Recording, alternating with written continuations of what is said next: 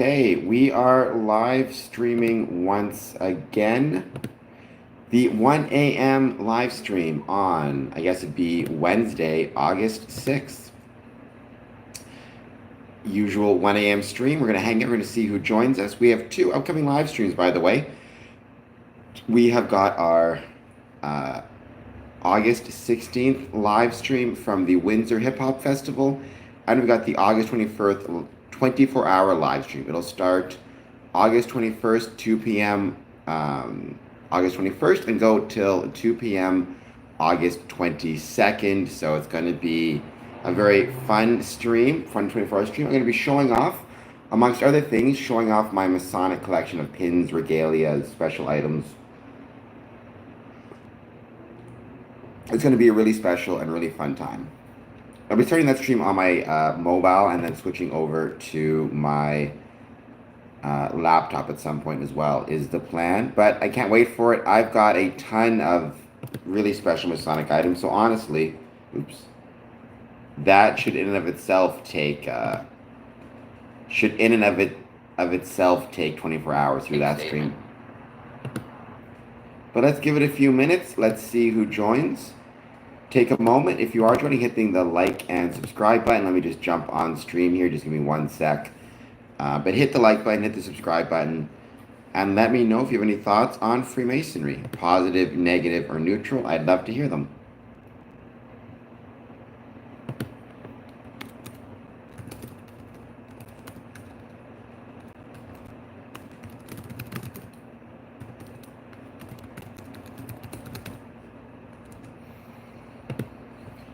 And congratulations to my very good friend Courtney, who became on this day an entered apprentice Freemason. I'm very proud of him. He's a Mason out of Texas.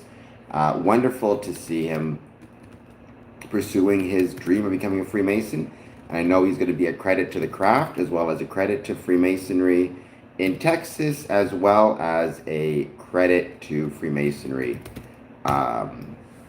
just in general. He'll be a credit to Freemasonry, the whole craft, as well as a credit to Freemasonry in Texas. And I can't wait to see his Masonic journey and as it goes on.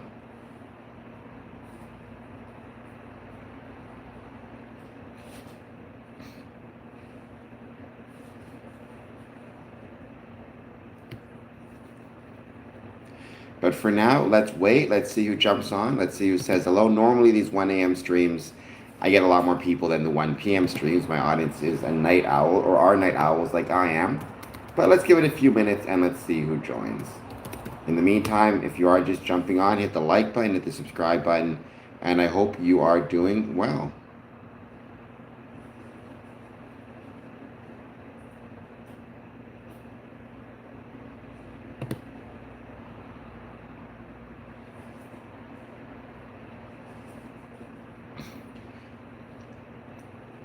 By the way, on my personal channel, I do plan to talk about personal YouTube channel. There's some special events coming up, which I can't wait to talk about.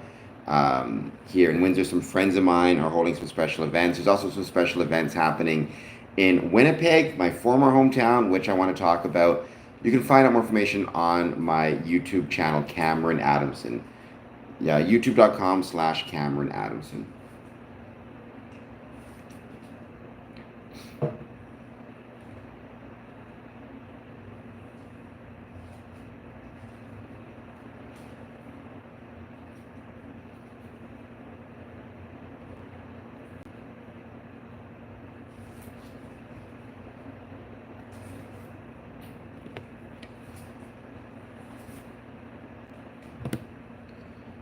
But for now, let's see if anybody finds this stream. Normally we have some people jumping on at this point. Let's give it a few minutes. Let's see who joins us. And let's see if anybody has anything they want to chat about when it comes to Freemasonry. You know, earlier today I was talking about my trip to Chicago, as well as talking about some news stories that I think are relevant and are affecting Freemasonry. For example, the kind of tightening of wallets as it relates to tariffs here in Canada and how that can affect and will affect Freemasonry. You know, rising costs, matters when it comes to Freemasonry. But for the time being, let's see who jumps on and let's see who says hello.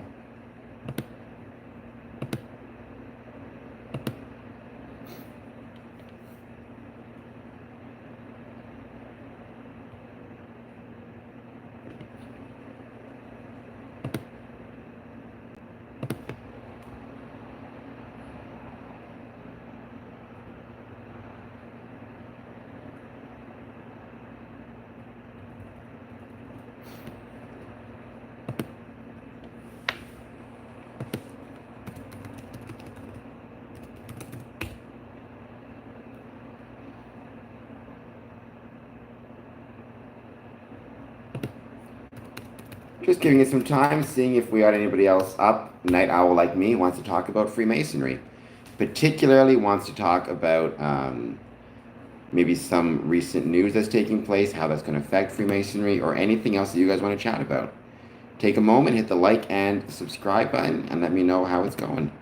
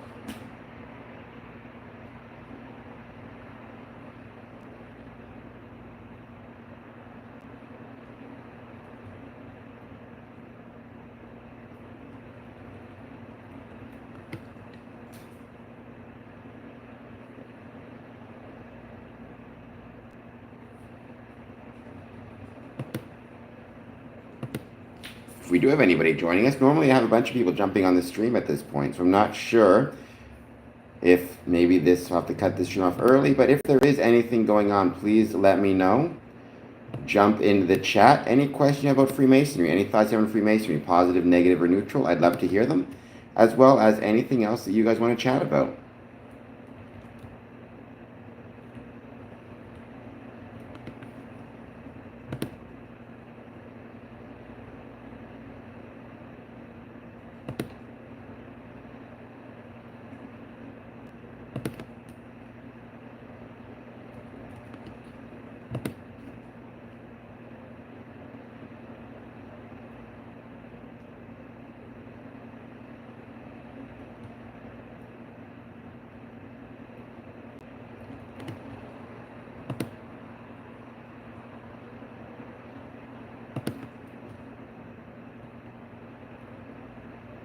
Cassie Robinson says, yo, how's it going, Cassie Robinson? I hope you're doing well. Thank you for jumping on the stream. Let me know how your day is going. Or your night. I don't know what time it is for you. It is 1 a.m. here. Ryan McKee, how's it going, Ryan? I hope you're doing well. Thank you for joining. Please take a moment, hit that like and subscribe button, etc., etc. All the things I always say to everybody joining. But Ryan, how's it going? Cassie, how's it going? Thank you both for joining and being here.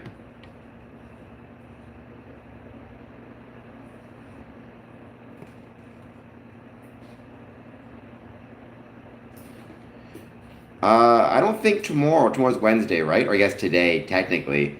Today. I don't think so. Maybe I'll be back next week. We shall see.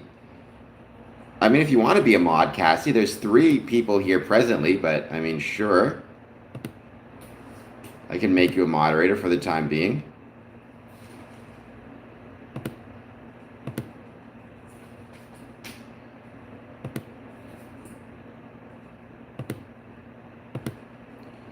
But you are welcome. Please take a moment, hit that like button, hit that subscribe button, etc., etc. Let me know how it's going and if there is anything that you want to talk about. Dog Eat Dog is back. Hello, Dog Eat Dog. Hope you're doing well. We're here to chat about Freemasonry. I know you weren't on my earlier stream, but I was talking about my trip to Chicago, all the different Masonic events that I got to attend while in Chicago, which was incredible, including, not limited to, the Joliet Slammers baseball game, which was a blast, and a lot of other really, really fun stuff. It was awesome. It was a lot of fun. I love Illinois Freemasonry. It's one of my favorite things in the world, and getting the chance to visit all of these different Masonic events over summer is really special. So thank you so much for that. And thank you, everybody, for being here.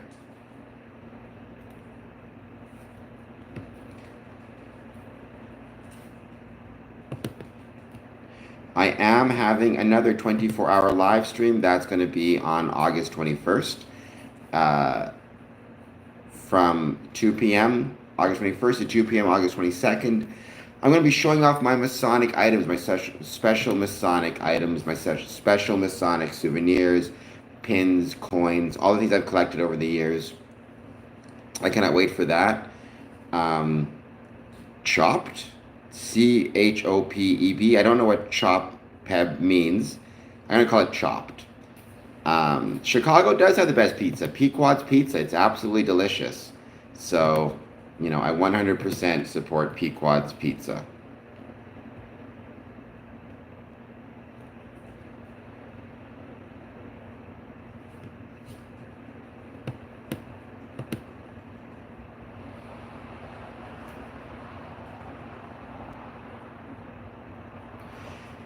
Might not travel. Might be hard to bring it on the bus. I feel like it would get cold, but I feel like there's a way you can actually order pizza in from Chicago, and like it comes halfway made or something, and you cook it the rest of the way. I do believe you cannot, Cassie. There's nobody to put in timeout for 10 seconds because it's just Ryan, you, and one other person whom I do not know. So leave the people alone. Let them just enjoy the stream. I do too. I'm a big fan of pizza. Like I said, especially like I went to Pequod's, which is kind of the famous Chicago pizza. It was really, really, really good. It was the best. So I would recommend, if you get the chance, check out Pequod's Pizza. If you ever get a chance to be in Chicago. Detroit pizza is pretty well. Detroit has the square pizza, right? Detroit is known for having like the square pizza, um, which is really good as well. I mean, I like most pizza. I'm one of those people. Pizza. I'm not a pizza snob. Like I love Domino's pizza. I think Domino's pizza is perfectly great. Tastes wonderful. Um, I'm not one of those things who like any pizza is good pizza in my opinion. Where is Piccillo's? Is that in Windsor?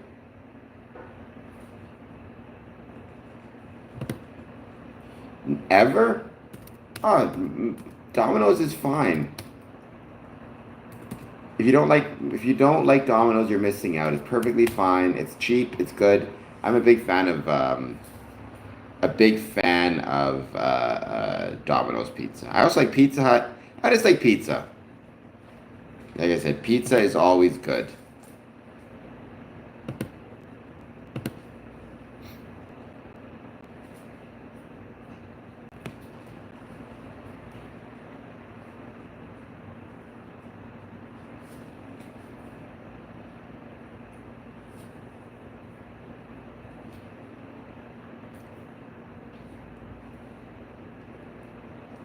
I will see if I can find that and check that out for sure on Tecumseh. Sounds awesome.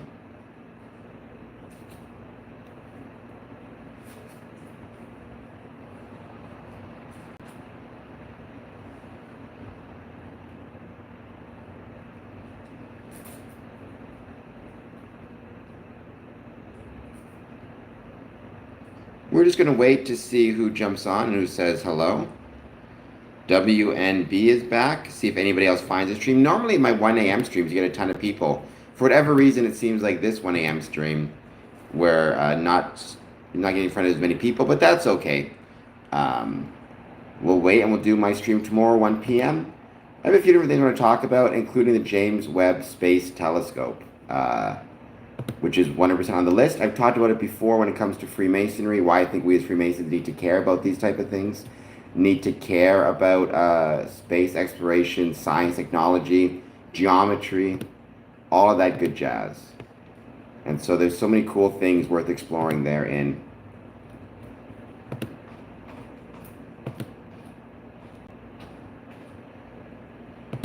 I mean, his heart had been through a lot. Honestly, I'm amazed and I'm not knocking, like I love Ozzy Osbourne. He's an incredible artist. The fact he lived as long as he did after having done all the things he did, I think was very impressive. I think it shows, the power of a positive attitude because, he did not live the healthiest lifestyle, put it that way. So the fact that he managed to live for as long as he did, I think, is very impressive and something, good for him. It's sad he passed away, but it's good that he lived as long as he did. It's good that he contributed as much as he did to music and to culture. And yeah, I know obviously to all his friends and family and stuff, obviously it's incredibly sad. And, it's always tough losing someone you love. Mike, do I like pineapple on my pizza? I do not, Mike. I am not a pineapple on my pizza kind of guy. For me, pepperoni and mushroom is the classic combination. Welcome back, Rondo. Good to see you. Or maybe pepperoni and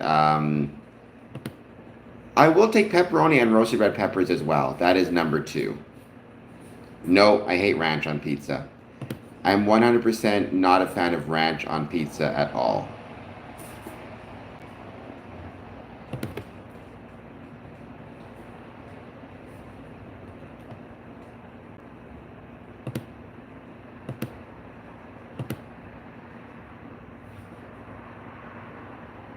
So no ranch, no pineapple. I'm opposed to both of those things.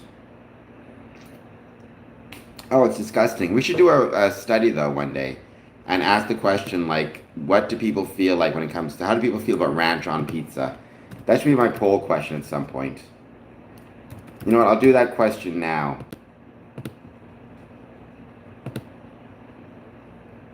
No, I know what those are. I do not. I like oysters, but I do not like Rocky Mountain oysters.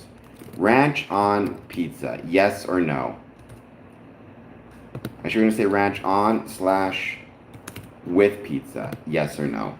Let's see what the people have to say to that one.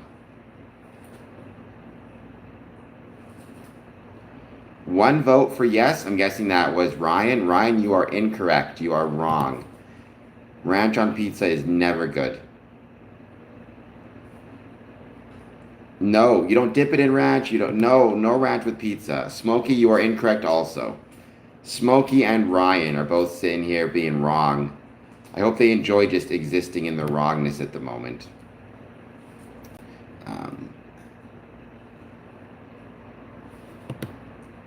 I mean, I could accept ranch if mixed with hot sauce, because that's always going to be good. But that's if you mix hot sauce makes almost anything taste good.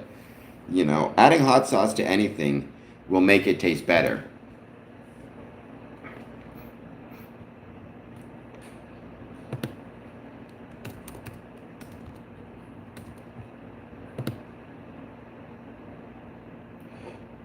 Well, Smokey, you are wrong. So you'll just have to live with that. You are wrong. Ryan is wrong. I mean, we got 4 votes here, and 4 100%. So apparently the chat has once again turned against me. This is almost as bad as the The coffee and fruit punch. Yeah, I'll take jalapenos. I love jalapenos. Anything spicy, I tend to like. Now, not crazy spice. Oh, we got one no. All right, we got one no. Anything spicy is usually something I like. I'm not a crazy spice person. I'm not sitting there going with like hot wings or anything like that. But I still enjoy spice as a general rule. Jalapenos taste great to me.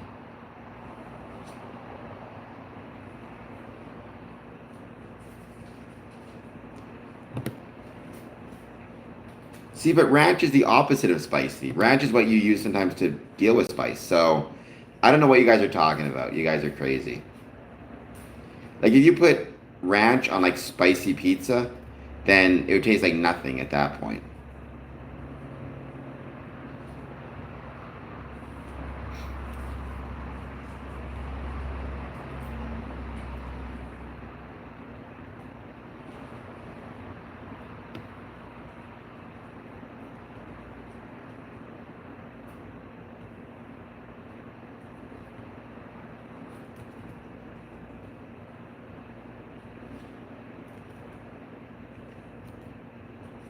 Just give me a bit more time. I'm just gonna see who jumps on and who wants to say hello. Um, and if they have anything they want to chat about when it comes to Freemasonry. Any thoughts on Freemasonry, positive, negative, or neutral? I'd love to hear them. In the meantime, we're just kind of chatting about pizza and ranch. Well, that's fine, Smokey. I mean, we can have this debate on our stream, our co-stream. I got to get Cindy that message on Discord. We can have this debate on our mutual YouTube stream. However, um, you're wrong. You're just wrong. 16th of August, we're going to East End. Where's the East End Legion? What's the address for the East End Legion?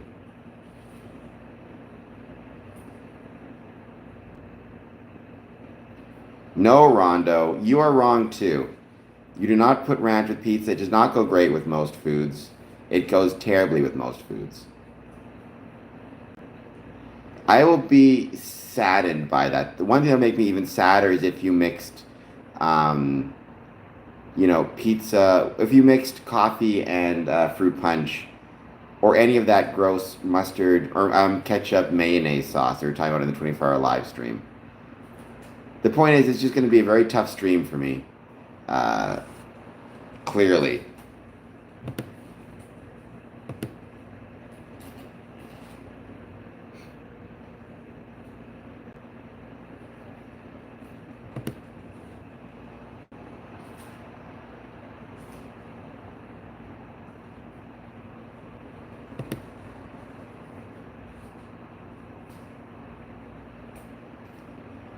I'm also going to be having my Instagram live stream on. Yeah, that's gross. Branch 250. Well, where's that located though? Branch 255.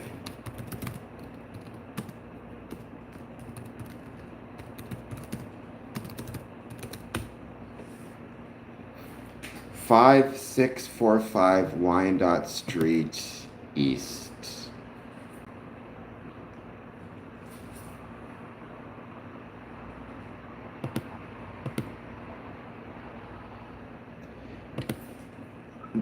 Okay, down almost by where kind of Belle Isle is. Past Walkerville, but before where they used to have what's it called? Lily Kazilli's. I mean, if I found that out, I think all the conspiracy theorists would be correct in their view of Freemasonry. I'd have to look back and agree, because to me, at that point, we might as well be worshiping Satan, you know? Like, what's the difference at that point between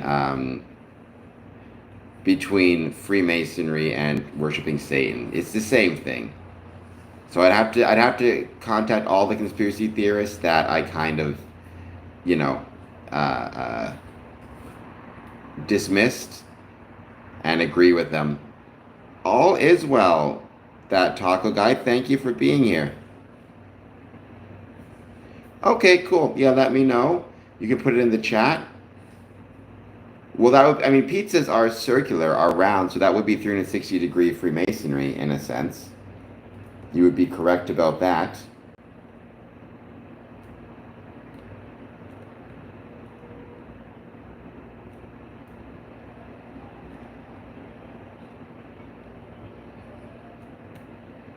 No worries, Smokey. Thank you for being here. I think we're going to be ending this stream pretty soon anyways. It's been a blast, but we're not getting as many people on this 1 a.m. stream as normal, which is no trouble. I'll be back 1 p.m. Tomorrow I'm going to be going once again over all of the different events we have coming up on the stream, as well as talking about the tariffs, how I think they're affecting Freemasonry, as well as talking about the James Webb Space Telescope and the Euclid Space Telescope, and some of the recent news from those telescopes, and also why I think they're important for Masons to care about. A lot of people may not find the connection or see the connection between Freemasonry and telescopes out there floating in space, and scientific missions, and the study of the universe, but they are connected. I have not, but my dad tried it and he loved it. So honestly, Ryan, I think that you may convert me, because my dad was a big fan of it. He said it was really, really good. So you're an hour behind. Okay, perfect.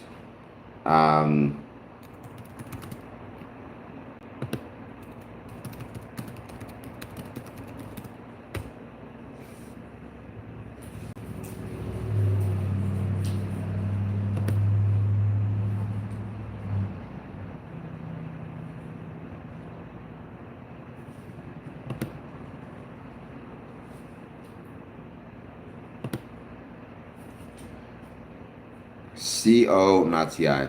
For our co-stream. I get it. I figured what you're trying to say. So yeah, there'll just be an hour difference in time. And like I said, I think that'll be on my personal YouTube channel, which again, it gives us freedom to talk about just more things. You don't have to worry about Freemasonry as much. We kind of chat about whatever you want. Just hang out, answer questions in the chat. We can go through our usual debates about what is good food, what is not good food, all that good jazz. It'll be a lot of fun.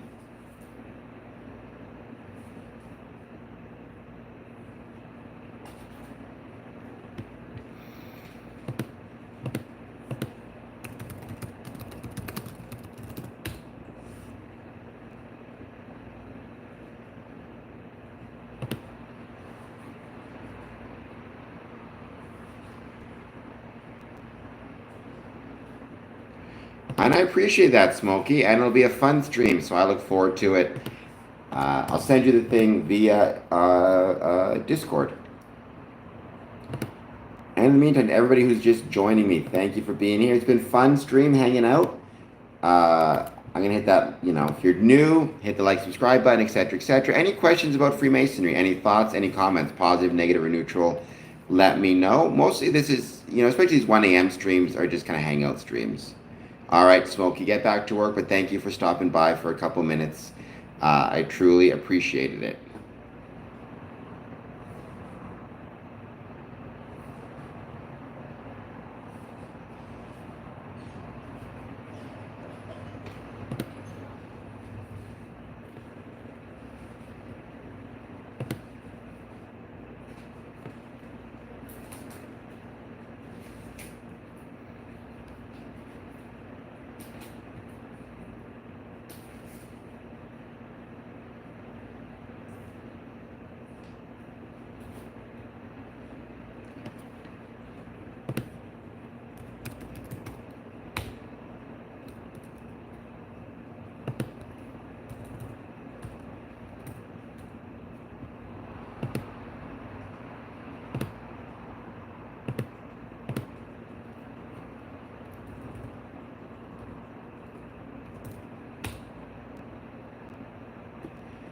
I'm just giving a bit of time to see if anyone else jumps in the chat to say hello and wants to chat about anything. Otherwise, like I said, we'll probably end this stream, but I will be back with another stream tomorrow, 1 p.m. We're going to be chatting about Freemasonry, about the tariffs, about the Euclid space mission, the James Webb Space Telescope, and why I think all of those things affect Freemasonry, and the ways I think all of those things affect Freemasonry, or are connected to, or are relevant to Freemasonry. Pick your terms, but they all matter in different ways.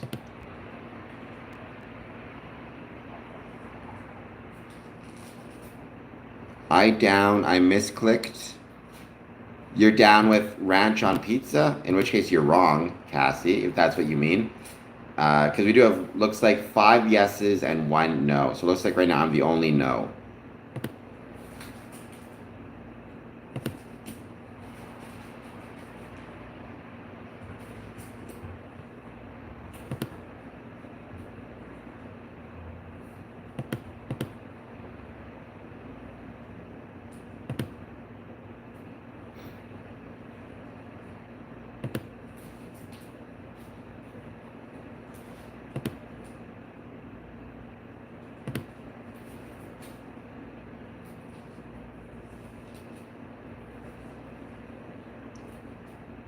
Well, Cassie, don't be clicking on guys here. Let me just...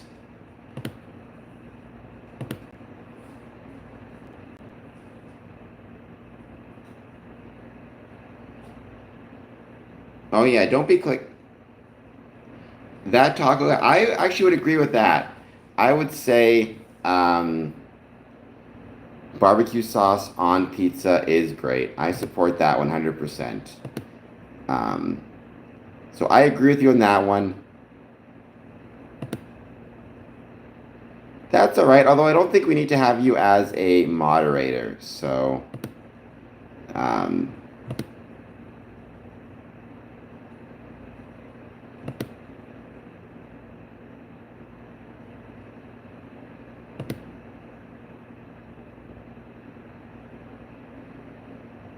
we'll just... Because he's, I like Smokey. He's a good member of the audience. So let's not have you be a moderator anymore, Cassie.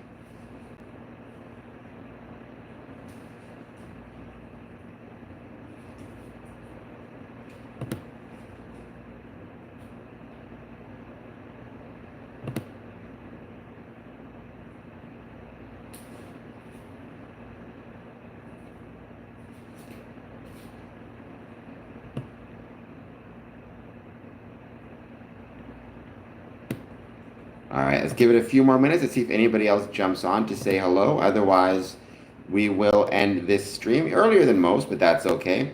Tomorrow, 1 p.m., we'll be back. We'll be talking more about, like I said, the normal things we chat about.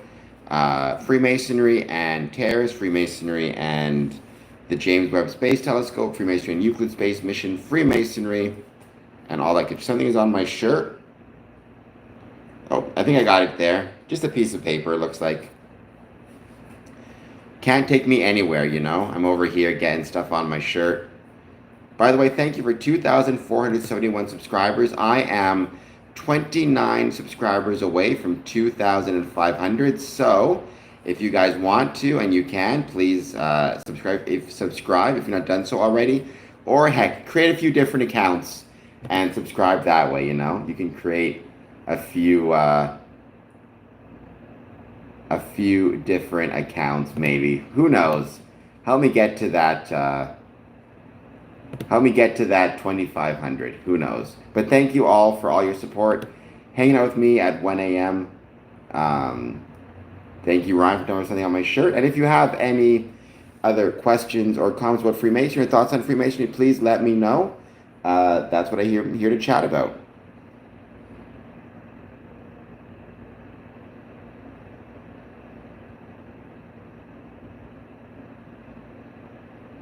Thank you, that taco guy. By the way, we have got 86% yes, 14% no. So it looks like 86% of the people like the idea of ranch on pizza, and 1 person does not. Whoever that 1 person is, I think they are with me. Because I also do not like ranch on pizza. So that 1 person is correct. I would say from a Masonic perspective, More people seem to like ranch on pizza than don't in Masonic meetings, but Masons are crazy that way, so.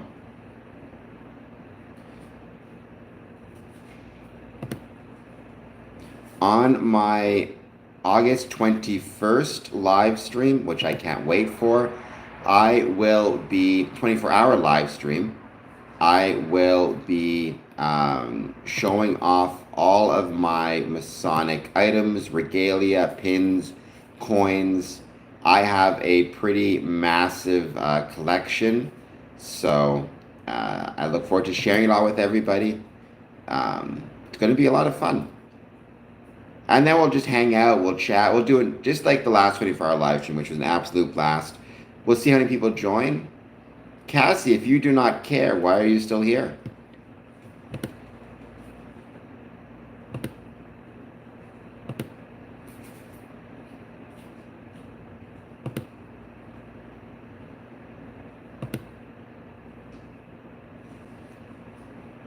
And yeah, it's going to be a lot of fun. I'm also going to be doing a Instagram live on August 20th at 3 p.m., going from 3 p.m. to 6 p.m. I don't usually do Instagram lives, so I'm looking forward to that as something different. Once again, trying something new. And August 16th, so 10 days from now, I'm going to be at the Windsor Hip Hop Festival. It's going to be an absolute blast. We will be live streaming from 12 to 2. It should be a lot of fun, so I hope you guys will check that out. Thank you. I like this shirt as well. I like the color red. My favorite color is pink. Red is pretty close to it, Carl, so I enjoy it very much. Thank you for being here, Carl. I hope you're doing well. Hit that like button if you've not done so already, and let me know how it's going. And if you have any thoughts on Freemasonry, or if you just want to hang out for a bit, by all means, it's wonderful to have you join. Thank you, that taco guy.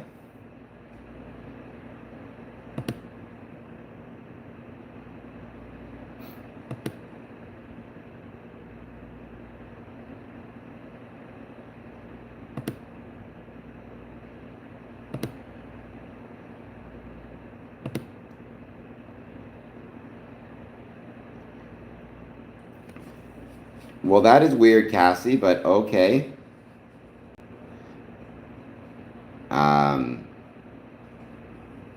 What's my favorite baked goods?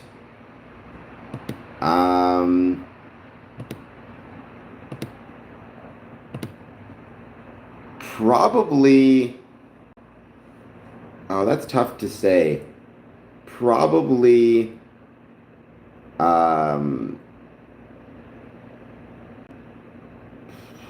Probably donuts. I mean, I love baked goods. I love pie. Pie is up there in terms of my favorites. Apparently, I don't know. Cassie wanted to be a mod for some reason, and then I took her away from being a mod for some reason, and now she's very upset about something. I don't know what, other than the fact I didn't want her to be a mod. But, you know, what are you going to do?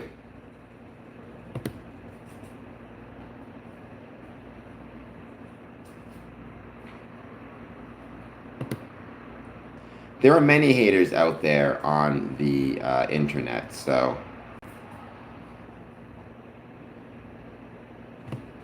that is kind of, unfortunately, one of the risks of being online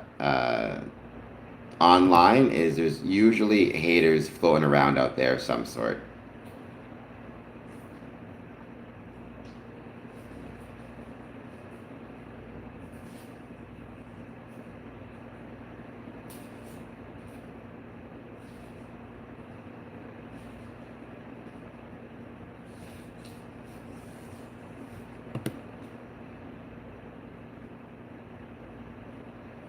Thank you, that taco guy. I really appreciate it. I hope you're doing well.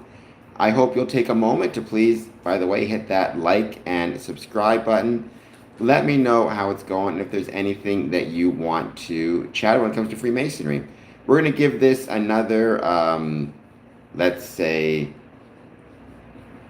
20 minutes or so, just see if anyone else jumps on. And if anybody has anything they want to talk about Freemasonry, otherwise we'll call this stream off. And tomorrow I'll be back on a brand new stream, chatting once again about Freemasonry. We're going to talk more about tariffs, how I think it's going to affect Freemasonry in Canada, especially the James Webb Space Telescope, which I'm looking forward to as well. Talking about why Freemasons should care about scientific advancement and scientific discoveries, as well as talking about geometry and its place in understanding the universe. So it should all be a lot of fun. But please, in the meantime, hit like and hit subscribe.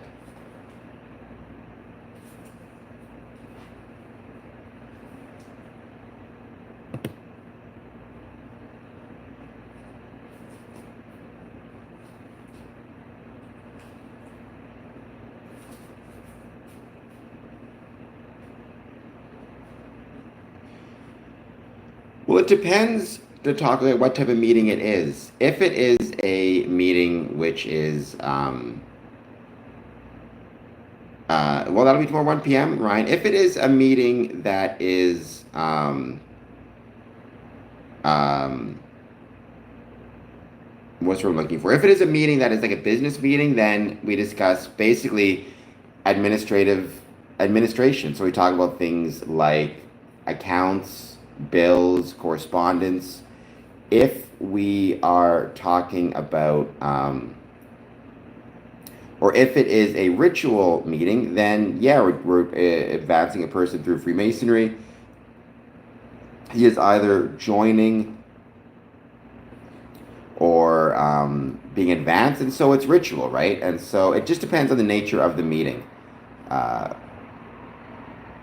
sometimes we will, during a business meeting, have Masonic education where we will talk about, Masonic history, things of that nature, which is a lot of fun as well. So,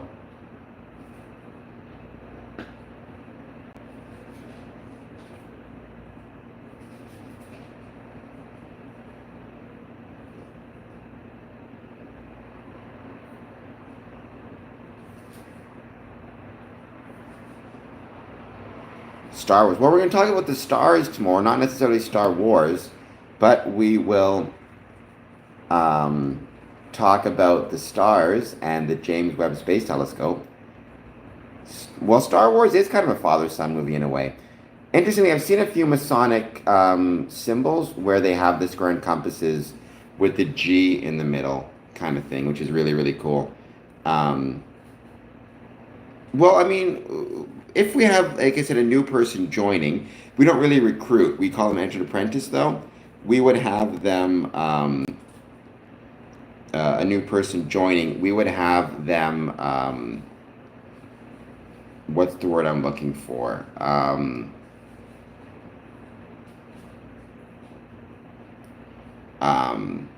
They'd be an apprentice, right? So we would, before at a business meeting, we talk about their degree, organize the degree, make sure we have everybody prepared, things of that nature. And then they would join, but we call them apprentices. We don't really recruit, so we would not use the term recruit. We are talking about Freemasonry, as we always do. However, we're also talking about ranch on pizza and why it's disgusting, why nobody should do it. Well, so there's two parts to that question, Carl Sandburg. There's why do you want to join Freemasonry, and why do you want to maintain being a Freemason, right? And those are different questions, because the motivation behind somebody joining, Carl, is very different from the motivation of somebody staying. What do you hope to accomplish is a really good question as well. I believe that what Freemasonry tells us is that the world can be made better through the application of brotherly love, relief, and truth, right? That is something I truly believe to be the case, right? But I think we as Freemasons need to be asking people when they're first looking at joining, what are you looking for? Why do you want to be a Freemason? What do you hope to accomplish? I've actually written, Carl, about that on my Medium page. I don't know if you've ever had the chance to check out our Medium pages, but I've written about the motivations behind people joining. What are they looking for? What are they motivated by, both in terms of motivated to join as well as motivated to remain a Freemason, because those motivations change. So, Carl, if you get the chance, I hope you'll follow me on Medium, where I answer some of those questions, at least for myself. It's Medium and then Square and Compass.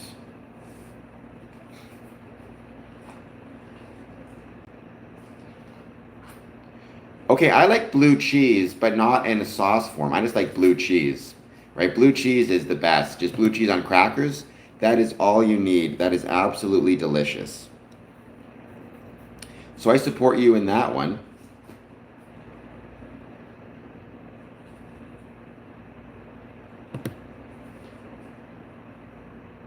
Oh yeah, I mean I love cheese. I have a whole funny story about Freemasons and cheese, which maybe I'll tell on another live stream. But believe me, I've got a funny story about Freemasonry and cheese.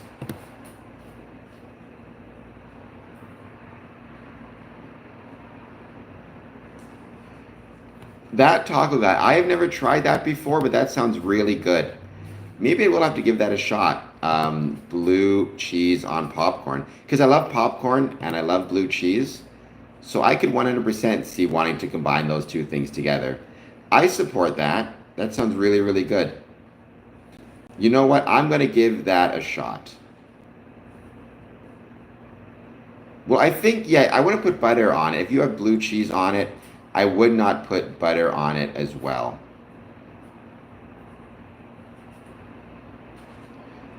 Mental Raccoon Glass is back. Mental Raccoon, whenever I see that name, I think of Raccoon City from, I think Raccoon City from, what's it called? From Resident Evil. How's it going? Thank you for joining. I hope that you are doing well. We're going to spend a few minutes hitting that like and subscribe button if y'all could. Umbrella Corporation, that's right. Hey, poutine is not bad. I don't mind poutine. I'm not a huge gravy fan, but I enjoy poutine.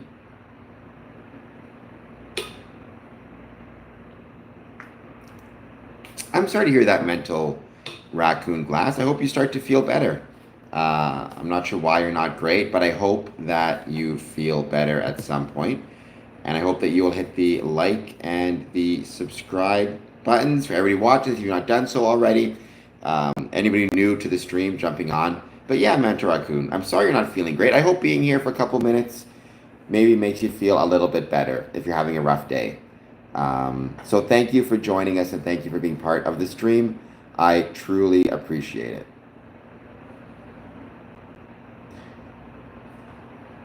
Even keel is not a bad approach to take, Carl, right? To be, that's something I say talk about a lot in Freemasonry. Not to be too, like, thinking everything's great or thinking everything's terrible, but rather just enjoying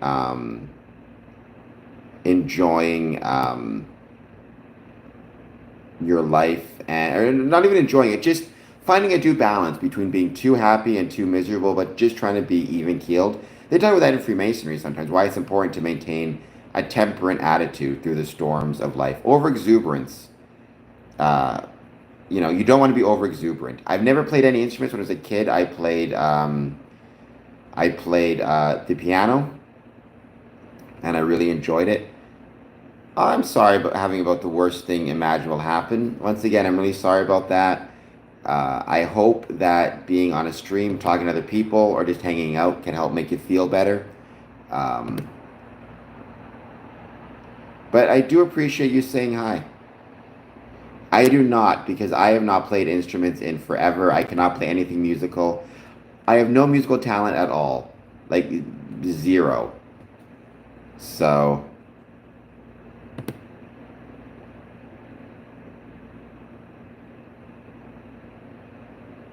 no one wants to hear me play any instruments of any sort.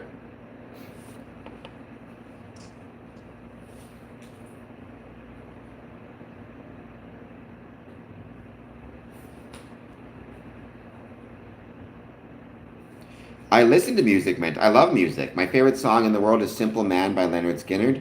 My second favorite song is Prodigal by Blacktop Mojo. I love both of those songs very much. But beyond that, I don't listen to a ton of music. So, or sorry, I listen to a ton of music. I have a lot of favorites. I don't play any music. I don't have the ability or skills to play music or sing. I have no musical talent at all, but I love listening to music. And yeah, my favorite is Simple Man by Leonard Skinner. I also like the Shinedown version. My second favorite is Prodigal by Blacktop Mojo. Um, so yeah, but I love music. I think, in my opinion, music is proof that God loves us and wants us to be happy. Oh, I love blue cheese on popcorn. I guess let me rephrase. I've never tried it, but that sounds delicious. So that taco guy, I'm 100% going to try it because I love blue cheese. I love popcorn. And so yeah, I'm going to try it for 100%. I want to see Weapons this weekend, and so maybe I will use that as an opportunity to try some blue cheese on popcorn. Home is the Windsor Masonic Temple, but my second home is my apartment. I guess it's like a condo, really. Those are both great as well. Highway to Hell and Stairway to Heaven are both awesome, awesome songs. So you picked some great ones.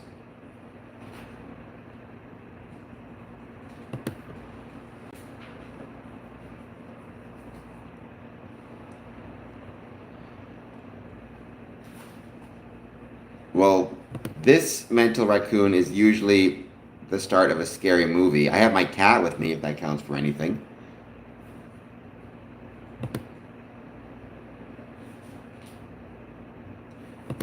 But I feel like the next thing you're going to say is, then why is somebody behind you? And they're going to turn around, and then there's going to be some crazy person with a mask. In Freemasonry, yeah, there is a membership fee. It just depends on the lodge. Membership fee can be as little as $50 a year to as much as, let's say, $1,000 a year. Usually, it's between $100 $200 per year as a fee. Um, Followed, and usually there's a one-time initiation fee, which is usually between $500 and $1,000, followed by a yearly fee between 100 to 200. They're called dues. That's okay, Ryan. I'm good, but I appreciate the offer. I mean, I would blast music, but even though I'm alone, I have my neighbors in the condos who I need to pay attention to as well. So I cannot, at this point, blast any music. I don't know what $111 dues you paid was for, but that's a really strange number. Usually for us, it's between 100 to 200 per year. I've heard of some as low as 50 American per year, some as high as 1,000 American per year. So it is a very reasonable amount. Honestly, most would argue that Freemasonry has kind of sold itself short, like very cheap. So, um, yeah.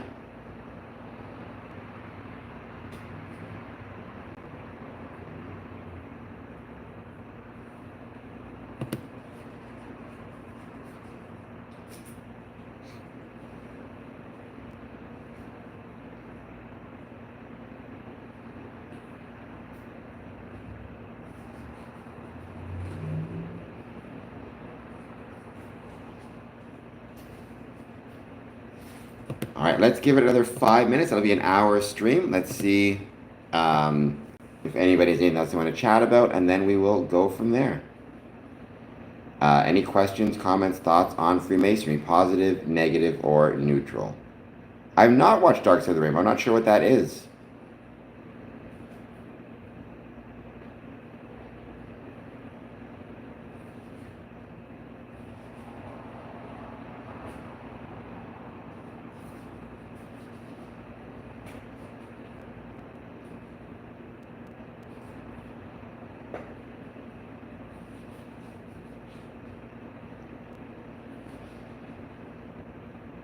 I'll check that out. Well, I mean, I think that we as Freemasons are encouraged to follow reason. We're directed to act as the dictates of reason direct, but I mean, to what extent Freemasons do, it's kind of up to them in their personal lives, right? Saying we must always, I mean, Freemasonry is not a cult, so, we're encouraged to it, but ultimately Freemasons will kind of act however they see fit. And we're supposed to act in accordance with other virtues as well, like temperance, prudence. Um, but at the end of the day, it's about encouraging, right? I mean, how a Freemason acts, certainly outside of a Masonic lodge, is completely kind of up to them and their decision making. So, um, well, nothing's wrong with a cult, I guess. It's just Freemasonry is not a cult. I would say what's wrong with the cult is cults demand unthinking loyalty to either a leader or a set of doctrines, which is not what Freemasonry does. And that can be a very dangerous thing. So, well, Blue Oyster Cult's a little bit different. You can belong to Blue Oyster Cult. That's one cult I will support, is Blue Oyster Cult. As we all should. Oh yeah, I got what you were saying. Don't worry, I figured out what you were saying.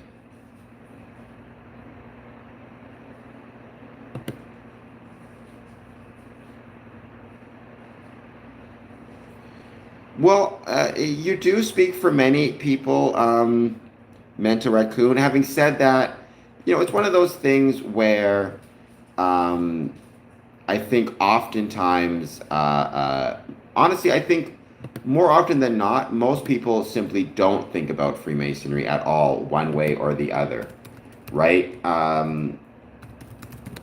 Most people have no thoughts or opinions on it at all, and then some people, when they think about it, have views of cloaks and special ceremonies and all that, um, which is unfortunate as well. It's kind of the worst of both worlds. Either people aren't thinking about Freemasonry at all, or they're thinking about Freemasonry in this super negative way.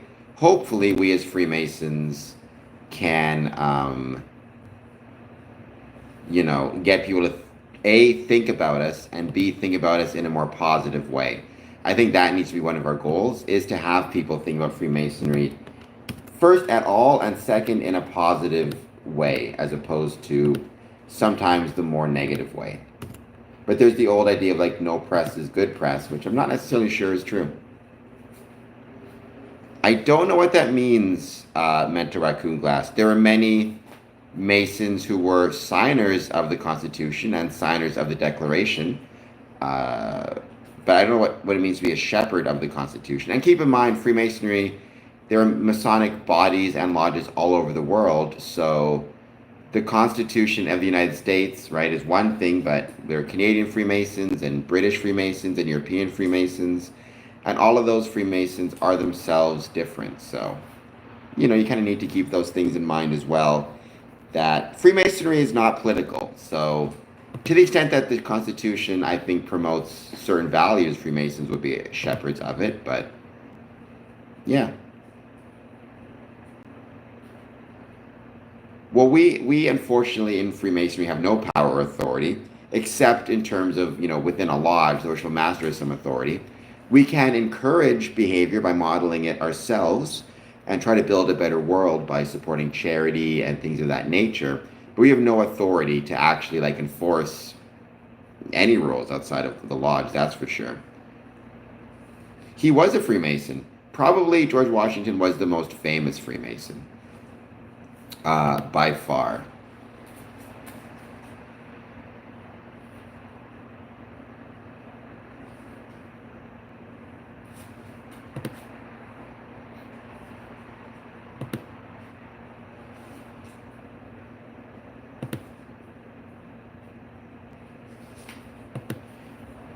And he was, he was one of those guys who was also incredibly active as a Freemason. I was looking at his Masonic schedule, even while he was president, even while he was commander of the forces and fighting the British, he would always make the time as much as he could to attend Masonic events. If he could not attend a Masonic event, he would write a letter celebrating congratulating a lodge on the Masonic event it's holding, or answer invitations. Like, he was incredibly active as a Freemason.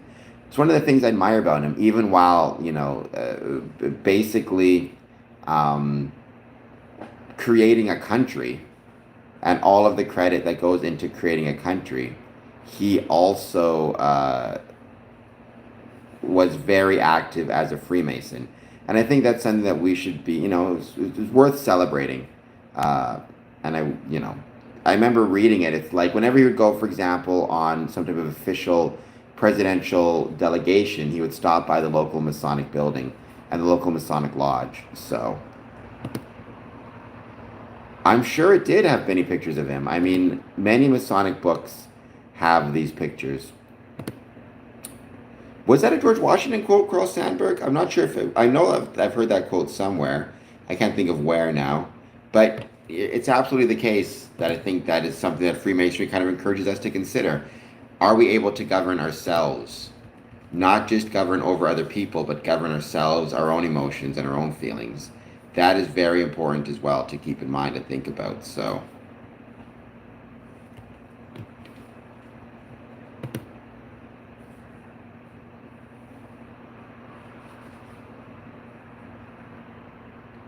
Oh, I feel like I've heard a quote that. I feel like I've heard that quoted somewhere. Maybe Voltaire said it. Um, you are completely wrong, Mental Raccoon. We do not have more power. I wish we had more power, believe me. I guess you just have to take it for what it's worth. Take it for what I'm saying. The greatest power man has is power over himself. I think that's the quote.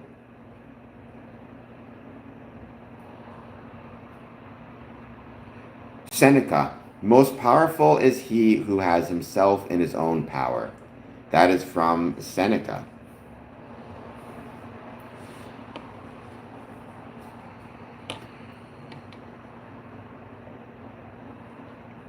May the force be with you. That is from Star Wars, but another great quote nonetheless.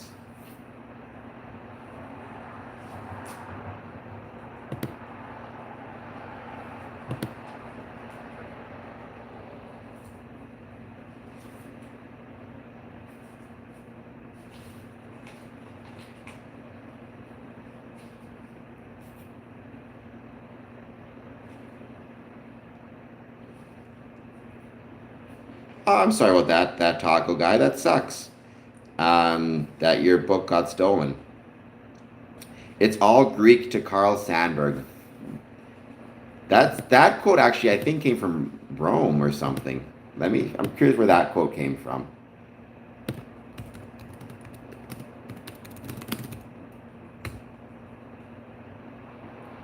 Where did it come from? Now I'm curious. I do not. Me personally, I know many Masons who do.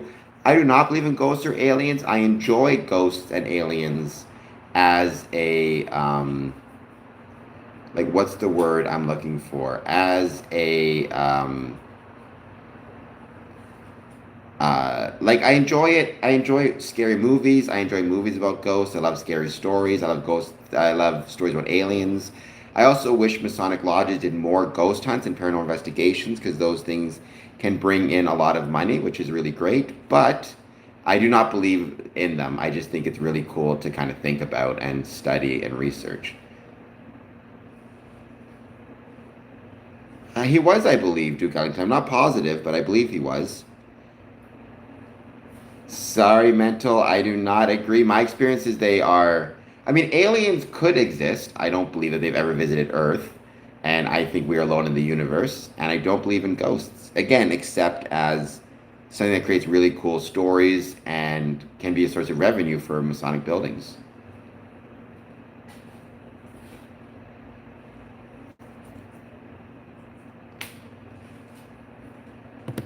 Well, that sounds terrifying. I'm glad. I hope it didn't hit you, or if it did hit you, it didn't hurt you too badly. Um, it sounds terrifying to have a large object thrown at you.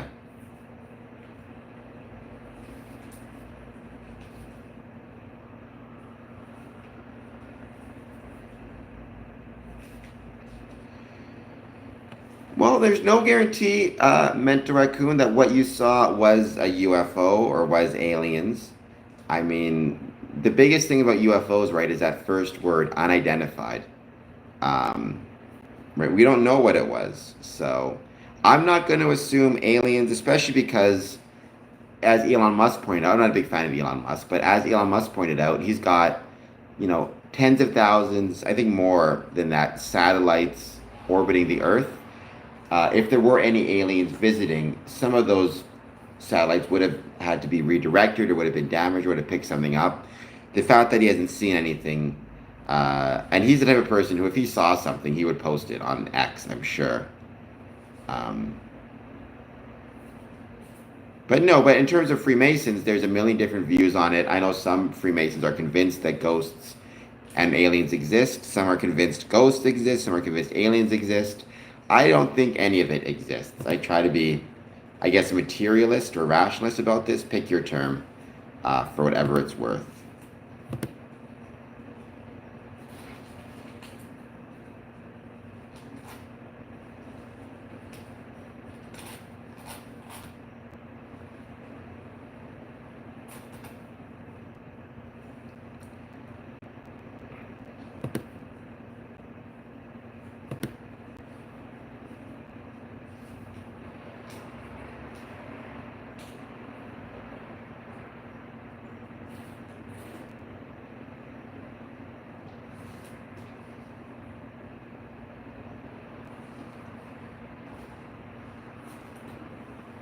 If you want to argue that we are ghosts and we are spirits in the material world, I guess we could argue that. I would just say, like I said, I don't believe that, um, that there are ghosts out there visiting people.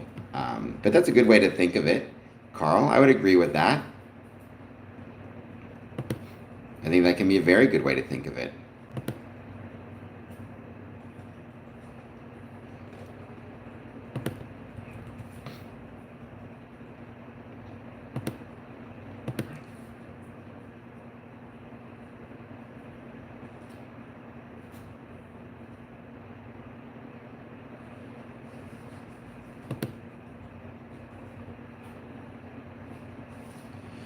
I've heard of ley lines. I don't know a ton about them, but I've heard about them. Um, and the idea that those are locations where there is particularly a lot of supernatural energy, which, again, I don't know myself, but I've heard of such things in like paranormal, because I've done ghost investigations. I did 2 ghost investigations at the Windsor Masonic Temple, which were a lot of fun. I did a ghost investigation at the Johnstown Masonic Temple. Again, not because I necessarily believe in any of it, but rather because I think, um, it can provide really cool entertainment opportunities for Masonic buildings, potential sources of revenue. You can sell tickets to the ghost tours. They're really, really fun. So, what is your city, Mental Raccoon Glass, if you don't mind my asking? Where might we be finding you?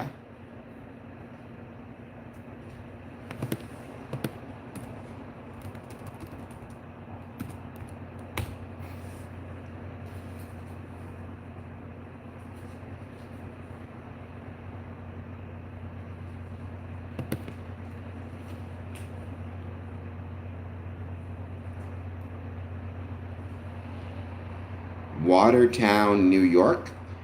Wish I could say I've been there. I want to visit more of New York because there's a lot of really cool Masonic history there, but have not had the chance, sadly. But hopefully one day I'll get to visit. I visited New York City. Got to see the Grand Lodge there, which was really fun. Hopefully one day I get to visit, your Grand Lodge.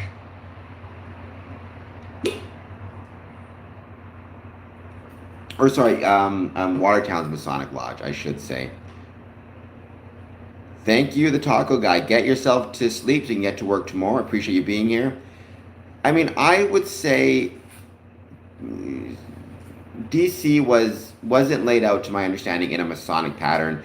There's a lot of Masonic history in Washington, D.C., um, which is really, really cool. The cornerstone at the White House, for example. But the evidence of that it was laid out in Masonic patterns, I don't really. But pentagons do not. I mean, pentagon is not inherently Masonic, right? Pentagons. There's a lot of different. There's a lot of different symbols and groups that rely on pentagons. For me personally, um, there is actually not a ton of overlap between the Pentagon and Freemasonry.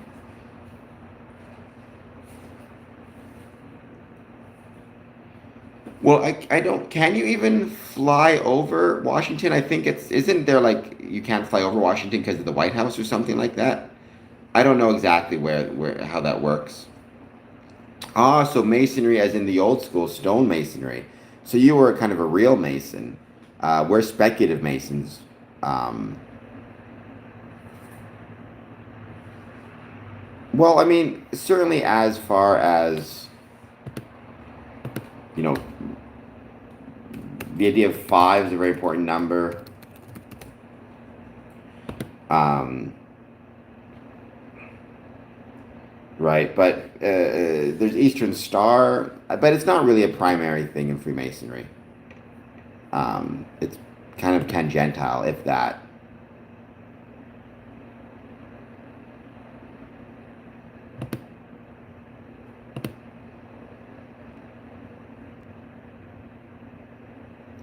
Well, I mean, the Washington is the Pentagon because it's a five. It's the shape of a pentagon, right? I don't know if a pentagon has the other meaning, but again, that doesn't mean we're talking about Freemasonry here, right? Freemasonry, the Pentagon is kind of a I don't know what even to call it, like an associate symbol in that you have Eastern Star, and the number five is very important, and it's a geometric shape.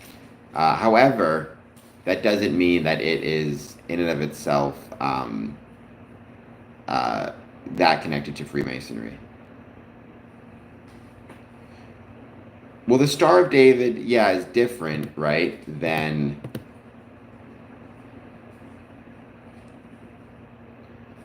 the Star of David is a different thing altogether.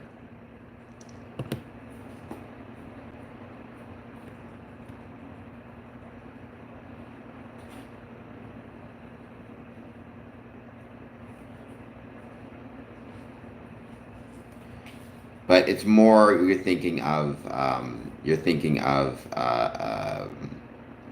Eastern Star. Five is in a pyramid. When you say pyramid, you mean like pyramid like the Egyptian pyramids? Well, I mean those would be. I mean they would have the base and then the four kind of sides going around, but that's not really a pentagon or a pentagram. Um, Sandy and Dylan is back. Welcome back, Sandy.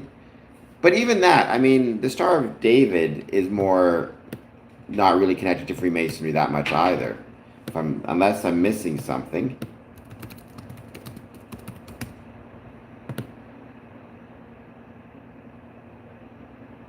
Right? It pops up.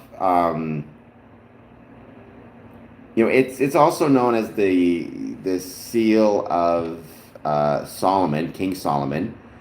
Um,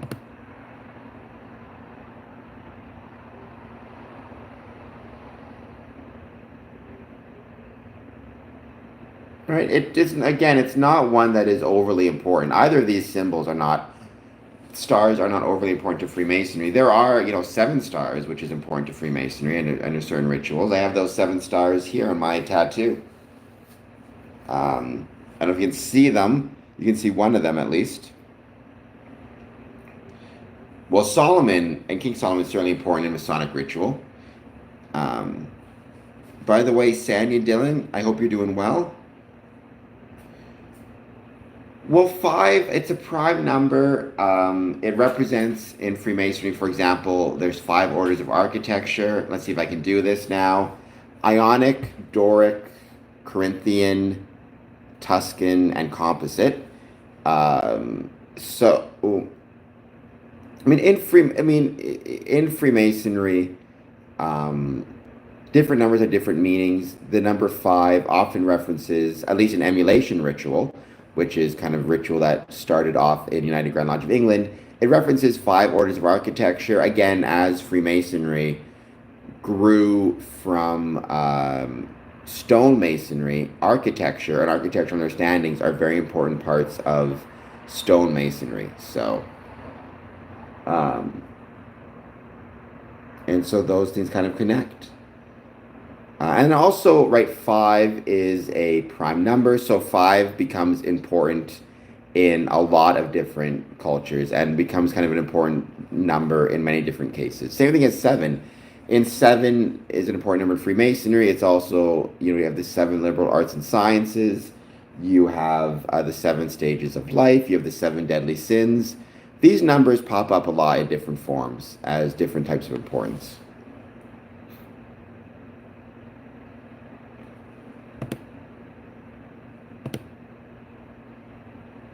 Well, the 5 are the Ionic, Doric, Corinthian, Composite, and Tuscan. I've got on my tattoo, I've got 3. I don't know how you guys can actually, it's too hard to see it well. Shoot. Well, maybe I'll show you. I have a picture of it I could show at some point. But, yeah, there are 5 noble orders of architecture. And again, architecture, the ability to build things and create things, is very important when it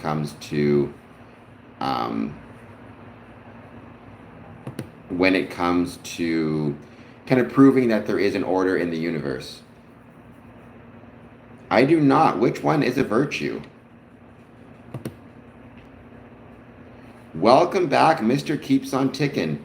I wish I could stay longer. I'm going to be jumping off the stream soon, though it's been a blast. I hope you'll hit the like and the subscribe button to anybody watching this before I go. But Mr. Keeps on Ticking, thank you for joining for a couple of minutes. I hope you're doing well. I don't know if you saw, but I have my 24-hour stream again on August 21st. I'm going to show off all of my different Masonic pins and regalia and all the cool things I've got. It's going to be an absolute blast.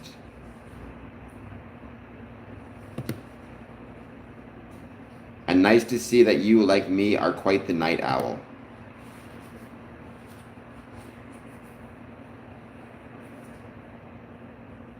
I love your questions, Mental Raccoon. They're great.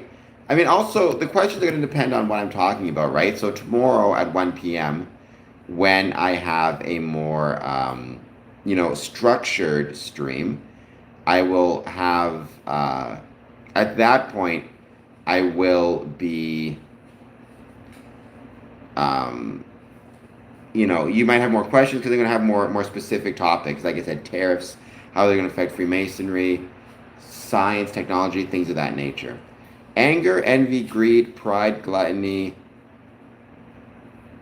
I do not know. It's been a long time since I saw the movie 7. Anger, envy, greed, pride, gluttony, jealousy? No, that's envy.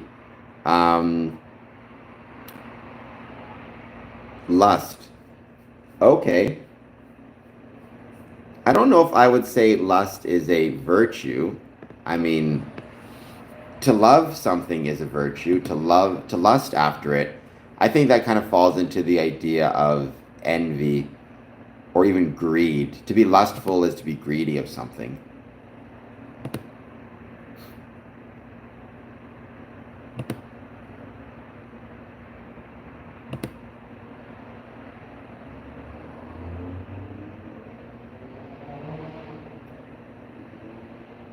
Well, I don't know. I'm not a biblical scholar, so I have no idea. Sloth? Is sloth the 7th? Let me see. What are the 7 deadly sins? Lust, gluttony, greed, sloth, wrath, envy, and pride. That's going to Google anyways. So would pride be the virtue? I mean, I feel like they would all be not good.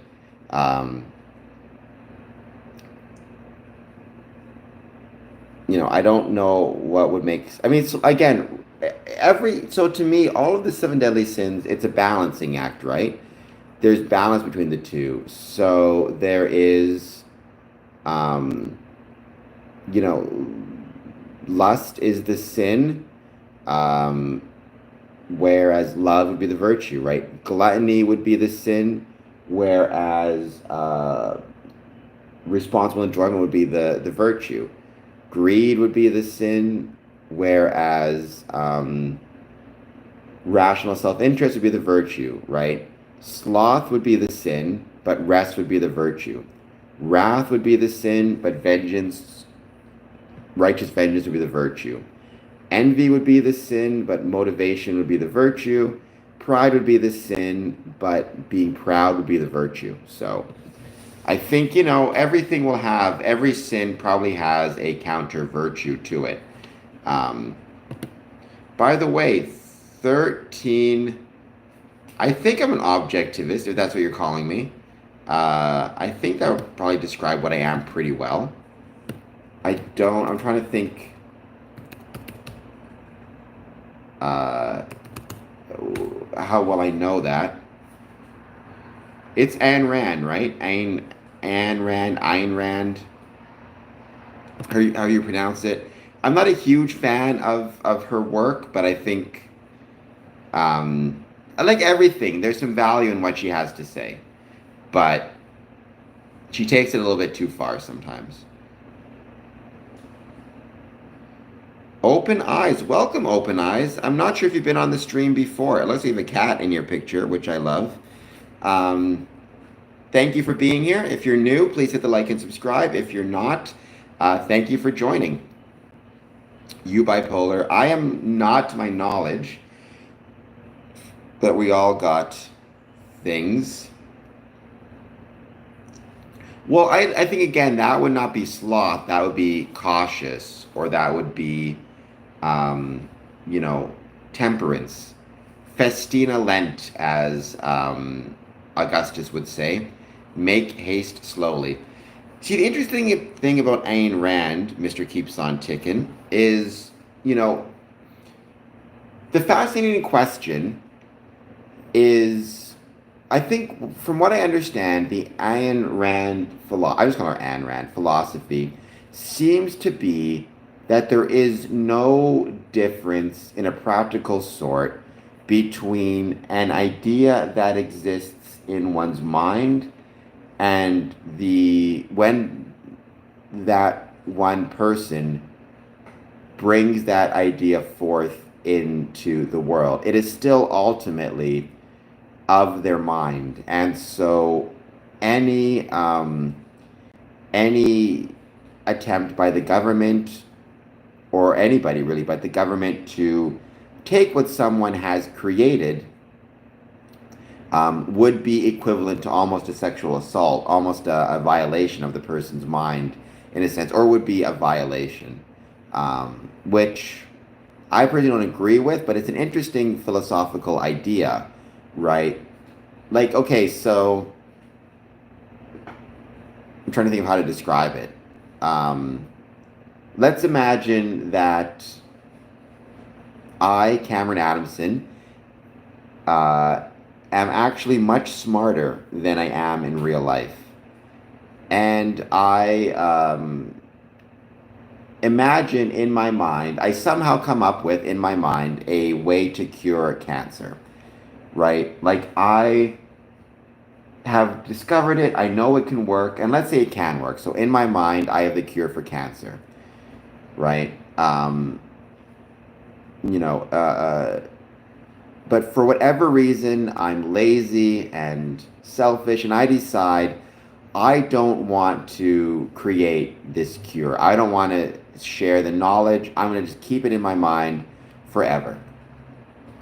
Most people would agree that even though it could make millions of lives better and help millions of people, the government does not have the right or the ability, or should not have the ability, to come in and take me hostage and torture me until I give up the way to create the cure for cancer, right? Even though it could save a lot of people's lives, I think most people would agree, if it exists within my mind and I don't want to share it, I cannot be forced to share it against my will by the government. You can't make me create something, right? But I think what Ayn Rand would say is, let's say I do create the cure for cancer. It's now out there in the world. It's now part of the world. Um, if the government came along and took that from me and said we're going to give it away for free to people with cancer, I think from Ayn Rand's perspective, that would be as bad as if the government tortured me into creating it in the first place. Because to Ayn Rand, there is no difference between the creation and the idea. They are both ultimately belonging to the person, and any attempt by a government to take it and use it for its own means is a violation, right? Which I don't personally agree with that.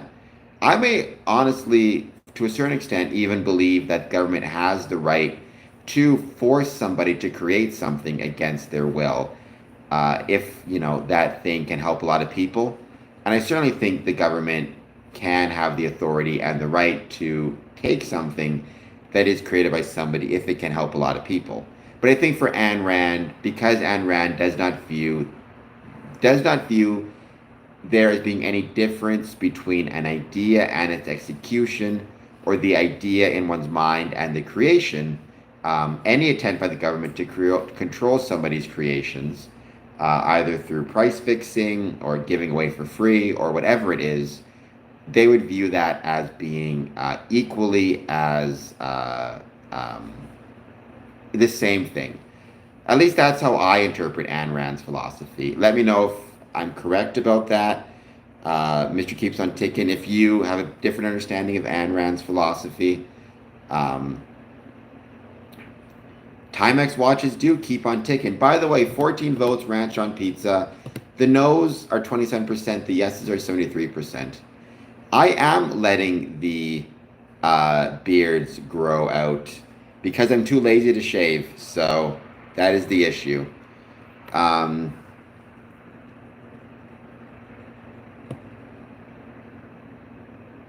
Thank you, Open Eyes. I appreciate it. Libertarianism by another name. That's Ayn Rand's philosophy, which I used to be libertarian, but I'm definitely not anymore. I'm definitely not that. That's true, but then can somebody force you to choose? That's the question. So can someone, if you choose not to do something that could make people's lives better, does anybody have the authority to come along and make you make a different choice, even if it might be against your will?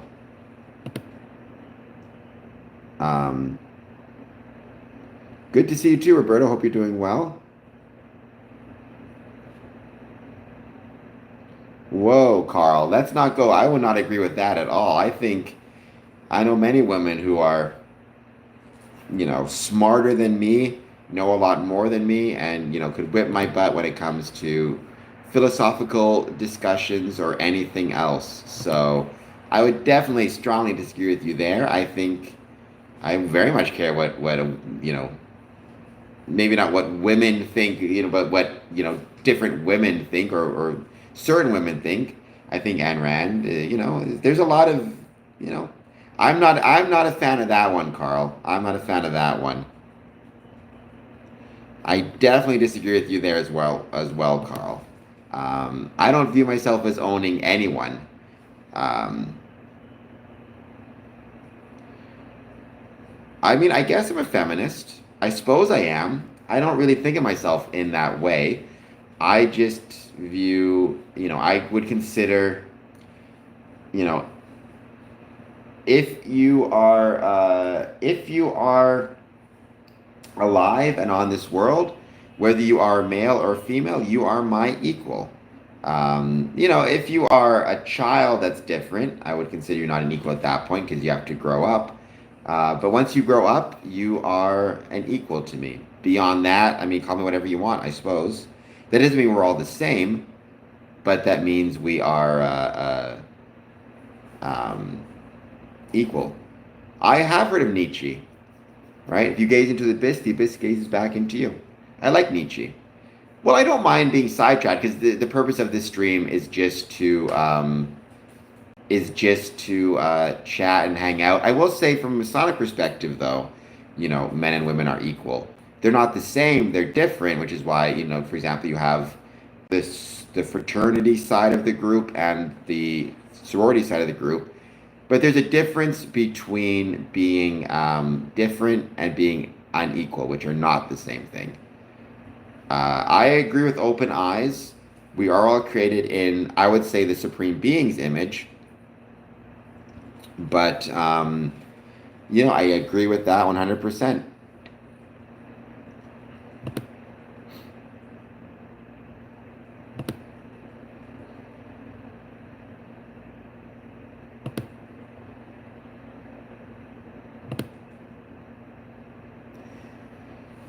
There is no equal to man. Well, there's a lot of man out there. There's a lot of men out there. So the idea that there is no equal to them, I would not agree with that. Honestly, and I don't know what you would call this, Mr. Keeps on Ticking. I'm not even sure I would put animals at a different level than man. I'm not necessarily sure why my cat's life, for example, is worth less than my life or is not equal to my life. Um, that's just my own personal opinion. I mean, in some ways, I have this innate feeling that there is a difference between animals and man in terms of which one is more valuable than the other. But I'm not sure I could actually explain it. Why precisely? Like what is it about me that is inherently more valuable than an animal? To the animal, I feel like the animal probably views its life as pretty important. You know, when or very early on when I had my cat, this was 10 years ago. My cat's paw got stuck in a door as I was closing it, and the cat made a sound of like, "Ow, that hurts." And in that moment, it's very hard for me to look at the cat and not recognize that that cat has at least some value to its life or considers its life to be somewhat valuable, right? And so, um, I don't know. It's tough. It's tough for me to automatically take the position. Certainly, I feel that way about AI. If AI, what separates humans from animals seems to me our ability to, um, our ability to have imagination, to create, to understand things at a metaphorical level that animals don't. But, if, for example, we create robots that can have those feelings, I don't know why you would say robots are less equal than man. Um, I mean, and again, Mr. Keeps on Ticking. I've not heard a good explanation as to why. This idea of animals don't suffer. It's like based on based on what, right? I'm not sure I would agree with that. If I see, that there's a reason why I don't wield. Well, let me rephrase this. I can't kick anything, but there's a reason I don't wheel down the street running over cats or dogs or whatever it is. It's because I do think to a certain extent they suffer, and I don't want to inflict that suffering. Well, that's true right now, Mr. Keeps on Ticking. That's true at the moment. But will that be the case in 5 years from now, 10 years from now, 20 years from now, 30 years from now? I'm not so sure. Well, Carl, I would disagree with that. So, I eat fish. I love fish. Fish is my favorite food. I eat animals, right? But I don't agree with the reasoning. You said it's okay to eat fish because they don't have any feelings. I don't agree with that. My view is because I don't necessarily think human beings are more or less valuable than animals, I don't view us as being better than animals. So, for example, I don't view myself as being better than a grizzly bear, or better than a lion, or better than other fish. And so, if a grizzly bear can eat fish, if other fish can eat fish, then I can eat fish too, right? Because sometimes I think my issue with, and this is me completely talking you know, this has nothing to do with Freemasonry. This is my own personal opinions on things. One thing I think vegans get incorrect sometimes is they will talk as though humans are better than animals. They'll say, like, animals eat meat, but we don't have to because we're humans. It's like, I don't view us as better or worse than animals. And because of that, if animals can eat meat, then I will too. I'm no better than a grizzly bear, right? Um, like, what would be the difference, right? But no, Mr. Keeps on Ticking. I mean, what would, if you are, if you found out that I was a robot or artificial intelligence, would that change the meaning behind any of our conversations or the meaning behind my discussions with you or your understanding of what I've been talking about? Right? I don't necessarily know why. It's like if I just see a piece of art and the piece of art moves me and makes me feel a certain way, whatever that way is, whether the artwork was created by a man or by an artificial intelligence, does it matter? What matters is the way something is received, not the way it is created. The goat is back. Welcome back. I don't know what a sea bear is, but I'm no better than a sea bear. Maybe I am the goat, though. I'll take that. I love Kurt Cobain. Kurt Cobain, Nirvana is a great band, one of the greatest of all times. And I love to leave something in the way in the Batman movie.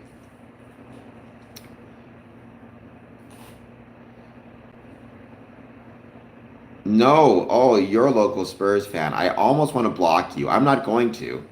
I'm not going to block you, but I want to because that sounds like the worst combination of things ever.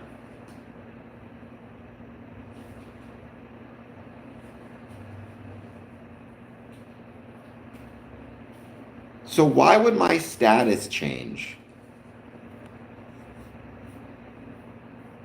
Mr. Keeps on Ticking. What would make my status change?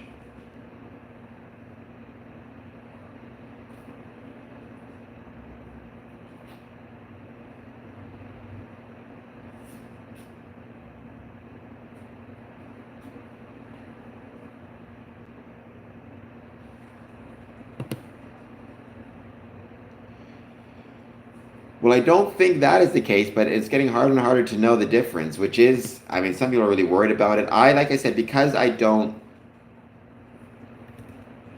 how do you know? Right? How do you know there's a ghost in me and not a ghost in the machine? Again, it seems to me the extent to which we view human beings as having a soul tends to be either two ways. Either it is because of religious doctrines, like the Bible tells us that is the case, or it is because we see the ability of humans to engage in kind of complicated metaphorical thoughts and to, in some ways, suffer on a more existential level. So, I fall from a great height. I feel pain. My cat falls from a great height. It feels pain. So we're both capable of suffering in that way. But to my knowledge, my cat is not sitting there feeling pain over, what happens when we die, or what happens when it dies, or feels pain over, like, what does it mean to be alive, right? The fact that we feel those type of existential pains is where a lot of people get this idea of we have a soul or a ghost in the machine. Um, well, I mean, Descartes would say, I think Descartes would probably say that that does not exclude the same capacity from animals, right? What Descartes was saying there is not the proof of a soul, it was the proof of existence, or the proof that he exists, right? Like, because you could be a brain in a vat, you could be a computer simulation of some sort. Like, I think therefore I am was not the proof of a soul, it was the proof of existence. Because if you're thinking, then there must be something that is doing the thinking. And that thing could be a machine, could be a brain, could be anything, right? But I don't think it's self-evident, you know? The idea that humans are special, I'm not comfortable with the idea that it's self-evident. Now, I think humans, it's not that humans are or are not special. I think it's the idea that life is special. But if life is special, that needs to apply to humans, potentially artificial intelligence, as well as animals, right? Um, I agree the idea of garbage in, garbage out, which is one reason why I love Freemasonry, because I think Freemasonry encourages the placing of garbage in, but not of, it encourages not garbage in, but it encourages quality thoughts and quality in, which means hopefully we can then contribute quality to the world as a whole, right? Like, here's what I think ultimately, in terms of what is special versus what is not special, I think life is special. I think life is precious. I think humans, and because I think life is precious, I think we have a responsibility and a duty to try to um, protect it as much as we can. Not necessarily individual life, but just life as a concept, right? Life as a whole. One of my favorite quotes of all time, it's a very simple quote, but I think it touches on a lot of things, and even somewhat Freemasonry in some ways. It was this book called The Troop, about a group of Boy Scouts who um, find themselves marooned on an island, and there's this plague of like worms that's attacking them, and they have to go hunting for food, and they capture a turtle, and they're trying to kill this turtle for its food, and the turtle is not making it easy. The turtle keeps on struggling and biting them and getting away, and even when they manage to stab the turtle, like, it doesn't kill the turtle right away. That it's a whole thing. It becomes, they thought it was going to be super easy, and it becomes super hard. And at one point they say, and it was, the line is, things want to live. And that to me is such a fundamental statement, but such a true statement.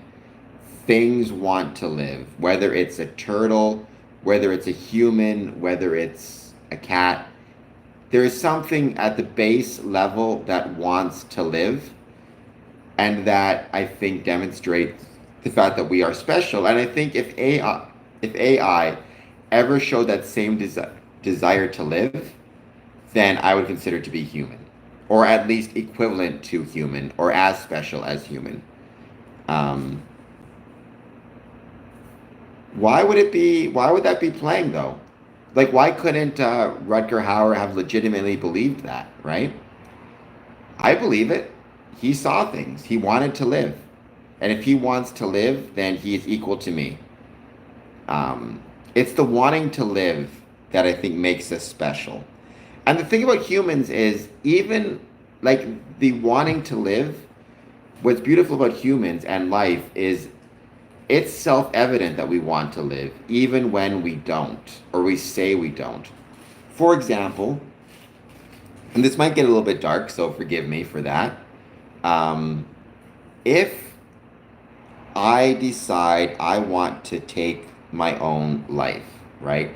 I can't just think my way into that, because my body's not going to let me just stop existing.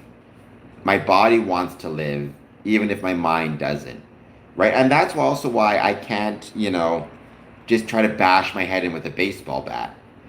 My body's going to stop me with the pain, right? Even if I try to cut myself, my body's going to try to clot the wound. Like, I have to fight against the desire to live is the base programming.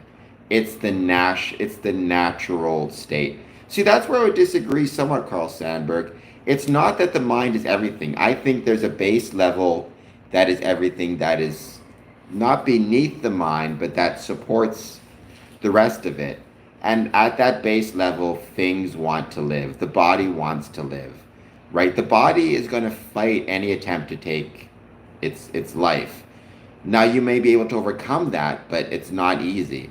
You have to try, and I think one of the things is oftentimes if you ever feel like your life is not valuable, which it is, but if you ever feel like it's not, just think about how hard it is your body is fighting to keep you alive. Every heartbeat is proof that your life is valuable, right? Every breath is proof your life is valuable. Um, every moment you feel anything is proof your life is valuable. So I would say it's all physical, Carl, right? The mental is what gets in the way, right? If you want proof that you're valuable, don't think about it. Just pay attention to your heartbeat and your breath and whatever else it is. Those things prove that you have a value to you. But by that token, if that is what I believe, then the fact that a cat has a heartbeat means the cat is valuable as well. The fact that, a cat takes breath proves that it's valuable as well. I don't disagree, Carl, but I would somewhat modify that. I would say the mind can take its cues from the body also. And if you ever feel mentally that you're not valuable, consider what your heart is telling you and what your breath is telling you, which is you are valuable. I have no idea what that means at all. I don't know who Lagodi CRN is. I think my cat thinks. Now, my cat doesn't think with the same depth that I do. That's true. And that is most of the time, I think, where people get the idea of a soul from. It's the fact that we tend to think more deeply than a cat. But I don't think that thinking presents necessarily value. I think it's the desire to live that presents value. And I have no question my cat desires to live. And I think that demonstrates a level of value, right? Whether that desire is, thought of in the fulsome way humans do, or whether that desire is more instinctual, the instinctual desire to live, right? Things want to live. That means something, right? Now, one of the most impressive things about humans is our ability to push that desire to the side if we are fighting for a greater cause, right? The idea of we will take a bullet if the cause is just. If we want to save a loved one. That is something that the ability to sacrifice in that way makes humans incredibly, I think, it makes us unique. But again, does it make us more special than an animal? I'm not sure. I have never seen a wild thing lose hope is actually a quote from I have never seen a wild thing sorry for itself.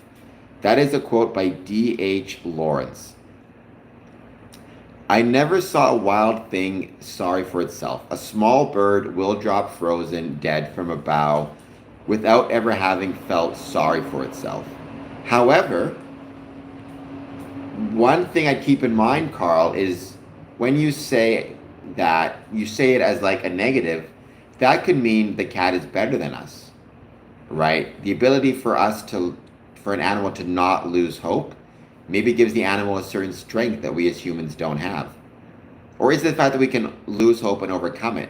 One of my movie I saw ages ago was G.I. Jane, and that quote was actually what they used to motivate the Marines to keep fighting through the pain, was the fact that an animal will keep fighting through the pain to survive. Because again, things want to believe. Things want to live. And the fact that, an animal will not feel sorry for itself, maybe that makes the animal more special in some ways. I have to believe you're conscious like me, um, right?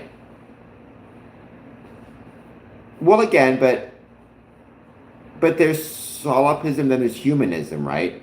Solipsism, the belief that you are all that matters. Humanism, the idea that humans are all that matters. And then there's, I guess, what I am, which is the idea that life matters. I don't know what you'd even call that. The idea that life is actually important and matters. And that it's not self evident that human life is more valuable than animal life. Also, not less valuable, which is again why I'm comfortable eating meat and why I'm comfortable eating fish, whatever it is, because if it's good enough, I'm no better nor am I any worse than the bears. And if the bears can eat meat, then so can I. Um, but I'm not necessarily sure. We're different, but does different equal not as valuable? For that, I'm not as sure. And then by the same token, AI will be different than us, but does that mean less valuable? I'm not sure. I will tell you this, my cat has never put ranch on a pizza. My cat has never put pineapple on a pizza. My cat has never mixed ketchup and mayonnaise together.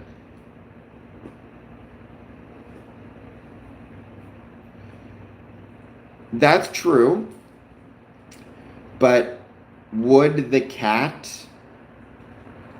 so, you know, would a cat, if it had the capacity and if it was faced with a choice off a 5-year-old human to save its kitten, would it make the same choice? Right? Again, it's one of those situations where, I don't think twice about eating meat to sustain me or to sustain my family, not because I think the cow is from which the meat came. So, like, let's say, I need to kill this cow to feed my family. Well, I don't think twice about doing that, not because I think the cow is less valuable than me, but because I view myself as equally a part of, equally a part of, I view myself as equal in the world as any other animal. Many animals eat cows, so I don't feel bad doing so, right? It doesn't prove the cow is less valuable than me. It proves, in no more than the antelope is not less valuable than the lion that eats it. It's just the lion is biologically designed to eat meat, and so it kills the antelope. Right? I don't view the cow as being less valuable than me. I think it's fine to try and limit the suffering, right? Even in the same way, when you say, I wouldn't think twice about offing a cat to save a 5-year-old human, but I would think twice about, I would want to off the cat in the most humane way possible if I could, right? I wouldn't want to needlessly cause it suffering. It's about being respectful of life, and the cat would want to live. So, I think that's kind of a way to consider it. Again, from a Masonic perspective, I think most Freemasons would probably be more on your side. Mr. Keeps on Ticking. Certainly in Freemasonry, one of the things we're taught is there exists an immortal idea within humanity. It doesn't say anywhere that doesn't exist in animals, but the implication is humans are special. But I do think you could argue, based on my understanding of Masonic ritual, there is some idea of a certain level of respect for the world and including respect for all the things in it, in nature. I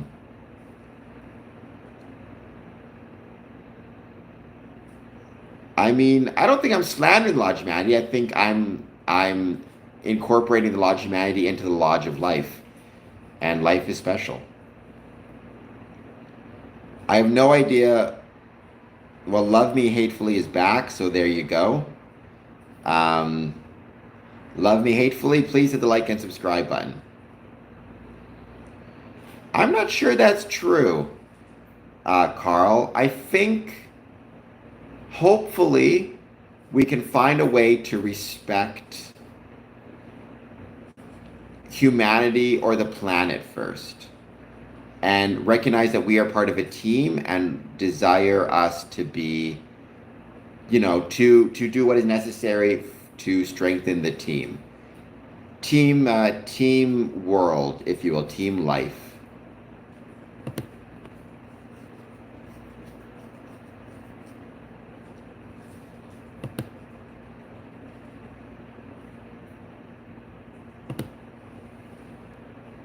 But I'll put it this way: if a robot came to Lodge and asked me to asked for an application, and the robot said, I'm self-aware and I want to become a Mason, I would I would give him an application. So I think we're going to get to a point where AI might as well be viewed as morally equivalent to people. I think that place is coming pretty soon. I like being me too. I like being me, but I like being part of the world as well. That's probably true. Mr. Keeps on Ticking. That's probably an accurate way to put it.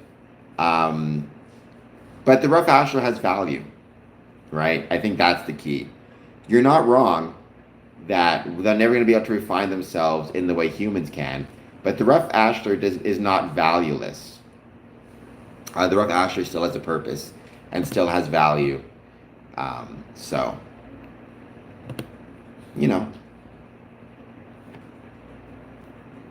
because, for example, you could argue, like, let's say you have a human who is mentally, has some type of condition that renders them, at the same level of intelligence as, or less intelligent than certain animals. We know, for example, rats are very intelligent, pigs are very intelligent, dolphins are very intelligent. You have this human who is, let's say, less intelligent than an animal in some ways, for whatever reason, has some type of condition, right? You might say that human is a rough ashlar. However, that human still has value and still deserves to be respected and to not be harmed, and etc., because the rough ashlar has value, right? So again, I'd be hesitant with that, because the idea of the glory of God is intelligence. Then you run into issues of human beings who do not have intelligence in the sense we would understand it. Maybe they have some type of mental health condition that renders them, unable to care for themselves or feed themselves, or they don't have a level of intelligence equivalent to, let's say, because there have been studies done where pigs are able to solve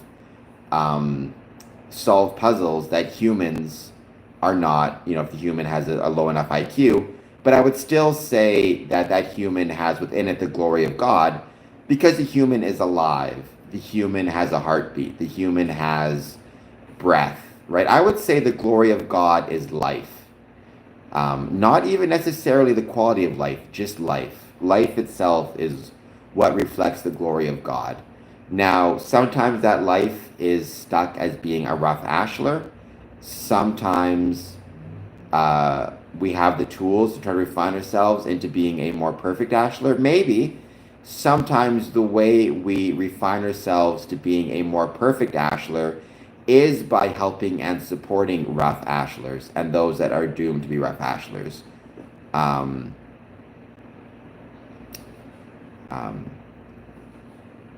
See, but again, I think the question there, Mr. Keeps on Ticking, is when you say basic human dignity, what I would say is having basic dignity, right? So again, even with animals, right? I eat animals, but I want their butchering to be as humane as possible, because I want them to be dignified. Now, when it comes to people, right, whether they, right, what makes people valuable is the fact that they are alive. That's what makes them valuable. And because they're valuable in that way, they have dignity. right? But I think that dignity should be, I don't, I think we should try to extend that dignity beyond humans as much as we possibly can, right? And then you could argue, well, why don't we just, eat people or whatever it is? It's because animals don't eat their own, you know, by and large, for the same reasons. It's like we can look at nature and see lessons in nature that we can apply to ourselves. We are all at different places, but whatever place we're at, we are all deserving of dignity and value and respect, right? And, you know, because we all have within us the glory of God or the glory of the Supreme Being, because we are alive. Welcome, Funny Republican. I didn't see you on the stream. I hope you're doing well. Let me know what you think of our 3 in the morning philosophical nonsense discussion, which is fun. But what I'd say to that, Mr. Keeps on Ticking, is again, I don't view insects as any less valuable than humans, but I view nature as providing the lessons on how we should act. So, for example, insects may eat their own. Okay, fine. Mammals don't, and we're mammals, right? To my knowledge, there are no mammals that engage in cannibalism. There may be exceptions if, like the Donner Party, that the cannibal, the animals are trapped and can only eat their own or whatever it is. But to my knowledge, mammals do not engage in cannibalism. We are mammals. We are no better than animal kingdom. So we look at, okay, what do creatures that exist in nature do? Which ones are closest to us? And then we act accordingly. So, I would not model human behavior in any way on insects as a general rule, because we're just completely different. But I would look at mammals as a good example, right? Something you love and understand, be a simple kind of man. Not but a simple kind of man, be a simple kind of man. My favorite song. So I think the Supreme Being, pick your term for it. As a Mason, I'm going to say Supreme Being. The glory of the Supreme Being is life, not not different intelligence or anything like that. The glory of the Supreme Being is life, and life is precious, and life is valuable, and we should be respectful of it in all its forms, and not needlessly view ourselves as being superior or inferior therein. And in some ways, maybe even take lessons.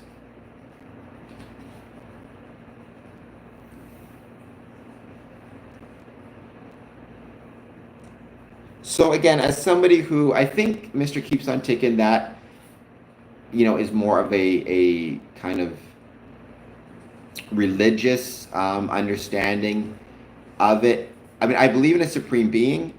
I believe that the supreme being favors virtue, wants us to be virtuous, and has made his will known through man. But I'm not sure if I believe that we are necessarily more special than anything else. I think that is more of a religious idea, as opposed to, it's not necessarily how I feel, right?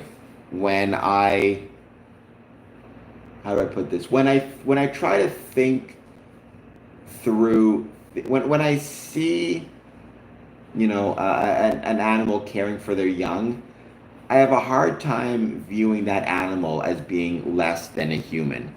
Um,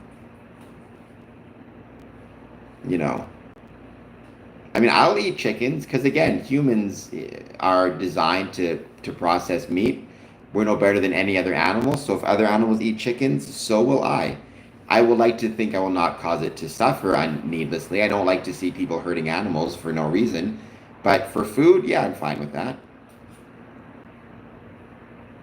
I've heard that word before, but I can't think of what it means now.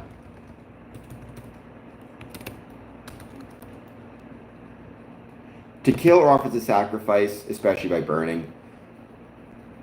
That's what it means.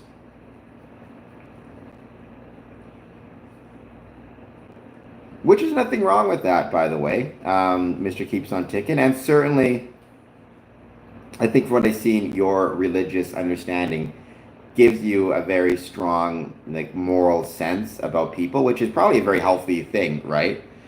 A very healthy approach to take to life um, is to have a very kind of um, what's the word I would use? A very sacred view of human life. Certainly, from a species perspective, that's going to help humans flourish. I would tend to be more, I would tend to have a very sacred view almost of life first, and then, consider types of life as a secondary thing. I would not eat a dog or a cat unless it's the apocalypse, in which case, then they're all on the table. Unless it's my cat, because I love my cat too much. But other cats, if we're dealing with an apocalypse, if it's the end of the world, I'm, I'm gonna find I may find myself eating a dog or a cat or a rat or a whatever. Who knows?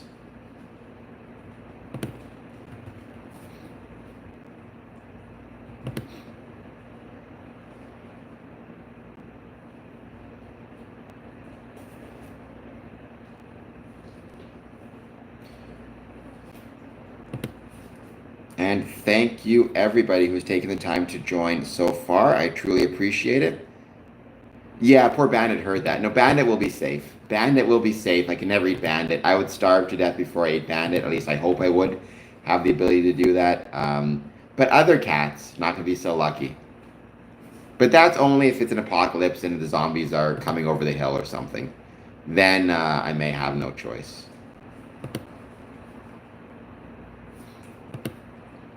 Well, this has been a fun little philosophical discussion, and we ended up going a lot longer than I thought we would. But it's been a lot of fun. Couple more minutes. If there's anything else you want to talk about, let me know. We'll give it another maybe 2 or 3 minutes. As always, if you're new, hit like, hit subscribe.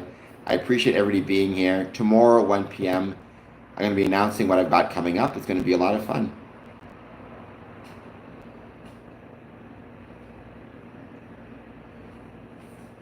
As man is, God once was. As God is. I've never heard that before, so it's tough for me to say. Off the top of my head, my assumption is it refers to Jesus.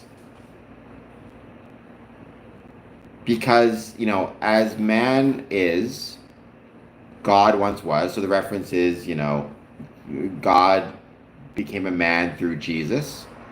And as Jesus went to heaven and, took the throne, man, maybe if he believes in Jesus and goes up to heaven. That is what I read that as. But I've never heard that expression before, so I can't say for sure. But that is how I kind of view it. Is kind of how I would interpret it. Okay, so like I said, I know Mormonism and Freemasonry. So the founder of Mormonism was a Freemason. There are connections, but it's not something I don't know a ton about Mormonism. But I mean, I don't know if man will ever get to a stage where we are what God is or as God is, but I mean, I guess it's a nice goal to have. It's a nice thing to shoot for, right? You hear that I've heard that in the past. Some Christians say, their goal is to be as godlike as possible. So maybe.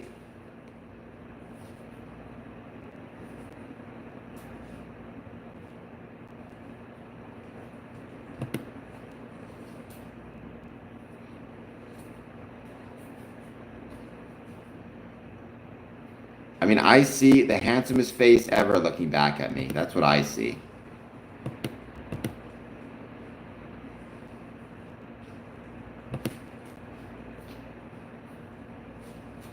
So please take a moment, hit that like button, hit that subscribe button if you are just joining. New stream tomorrow, 1 p.m. We're going to talk about what's happening with Freemasonry, all that good jazz. But thank you all for being here. And yeah, have a great night. Alrighty, here we go.